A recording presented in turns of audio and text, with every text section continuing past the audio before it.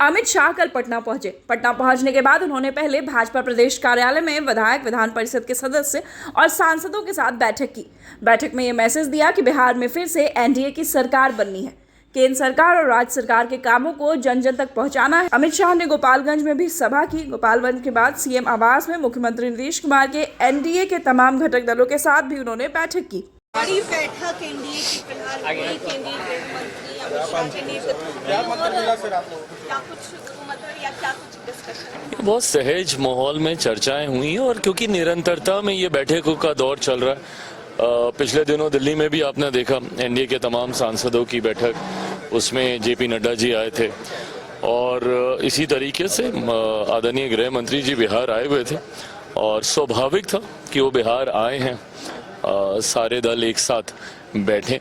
चुनावी वर्ष है, बहुत सारी बातें हैं करने को लेकर कि किस तरीके से चुनावी रणनीति को तय किया जाए, किस तरीके से विपक्ष के झूठे दावे, झूठे वादों की पोल खोली जाए, किस तरीके से अपनी ताकत को और मजबूत किया जाए। जिस तरीके से पिछली बैठकों में ये फैसला हुआ था कि तमाम हमारे प्रदेश अध्यक्ष एक साथ पूरे प्रदेश भर की यात्रा करेंगे, उससे ज़मीनी स्तर तक ये संदेश जाए कि हम लोग का गठबंधन कितना मजबूत है। कई बार होता है क्या कि ऊपर नेता मिल जाते हैं बट बूथ स्तर तक शायद ये संदेश उतने मजबूती से नहीं पहुंचता है। उसका बहुत लाभ इन लोगों के जितने भी प्रदेश अध्यक्ष हैं, इन लोगों की यात्रा से हुआ। तो समय समय पर ऐसी नई बातें, नए सुझाव बैठकों से आते हैं। आज की भी बैठक उसी सोच के साथ की गई। माननीय गृह मंत्री जी पिछले 2 दिनों से बिहार में हैं। खुशी इस बात की है कि जिस तरीके से भाजपा का शीर्ष नेतृत्व और केंद्र सरकार का शीर्ष नेतृत्व इंक्लूडिंग मेरे प्रधानमंत्री जिस तरीके से बिहार को प्राथमिकता देते हुए निरंतरता में बिहार का दौरा कर रहे हैं और अपने लोकसभा के दौरान किए गए वादों को पूरा करने का काम कर रहे हैं। प्रधानमंत्री जी जितनी बार आते हैं हजारों करोड़ की योजनाओं का शिलान्यास यहाँ से करके जाते हैं। आज माननीय गृह मंत्री जी भी आए, गोपालगंज में भी उनका कार्यक्रम था और उन्होंने भी सैकड़ों करोड़ की राशि का शिलान्यास उन्होंने यहाँ से किया, उसकी घोषणा उन्होंने यहाँ से की। तो ये दर्शाता है कि हमारी केंद्र की सरकार, बिहार की सरकार डबल इंजन मजबूती से आगे बढ़ रहा है, गठबंधन मजबूती से आगे बढ़ रहा है और ये परिणामों में भी देखने को मिलेगा। 225 से ज्यादा सीटें जीतकर इस बार हम लोग बिहार में सरकार बनाने जा रहे हैं।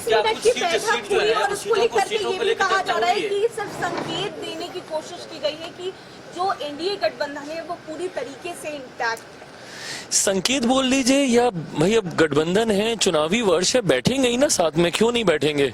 अगर इतना ही सहज है सबका बैक टू बैक इतनी आसानी से बैठ जाना तो बैठ के दिखाएं महागठबंधन वाले, करके दिखा दें भाई। तंज जो हम लोग के ऊपर ये लोग कसते हैं ये लोग बैठ के दिखा दें ना। क्या हुआ, कांग्रेस के नए प्रभारी आए, कितनी बार बैठ लिया ये लोग? चुनाव हम ही लोग के लिए नहीं हो रहा ना, इन लोग के लिए भी हो रहा है। बताएं मुझे कितनी बार ये लोग बैठ लिए हैं।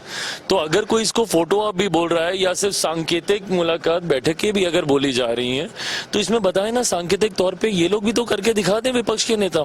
हम लोग तो बैक टू बैक कर रहे हैं, दिल्ली में भी कर रहे हैं, बिहार में भी कर रहे हैं, जब भी होता है। और क्योंकि गठबंधन में इतना कंफर्ट है, इतनी सहजता है कि हम लोगों को कोई बहुत लंबी तैयारी रणनीति तय करने की जरूरत नहीं है।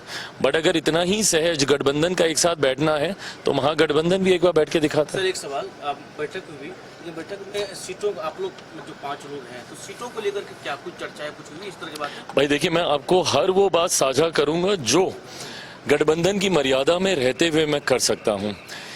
जिसमें स्वाभाविक है सबसे ज्यादा हॉट टॉपिक या जिस जवाब को आप सब जानना चाहते हैं वो यही है कि किसके खाते में कितनी सीटें आ रही हैं, कौन कहां से चुनाव लड़ रहा है। बहुत जल्दी है अभी इसके बारे में कोई भी जवाब देना। थोड़ा सा चुनाव और समीप आने दीजिए। और आप सब लोग जानकार लोग हैं, आप सब जानते हैं कि सीटों का बंटवारा, सीटों का चयन चुनाव के आसपास ही होता है।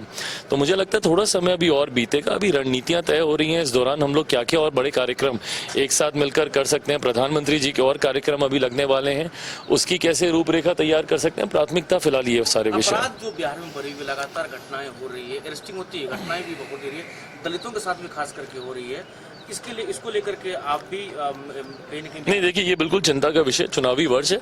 अगर कुछ ऐसे असामाजिक तत्व हैं जो कि बिहार में माहौल खराब करना चाहते हैं, अशांति अराजकता फैलाने का प्रयास कर रहे हैं, उन लोगों को तत्परता के साथ उन लोगों को पकड़े जाना ज़रूरी है, कड़ी सज़ा मिलना ज़रूरी है। और अगर इसके पीछे कहीं टारगेट किलिंग की सोच है, क्योंकि इस बात का एहसास खास तौर पर अनुसूचित जाति से आने वाले लोगों को हुआ है।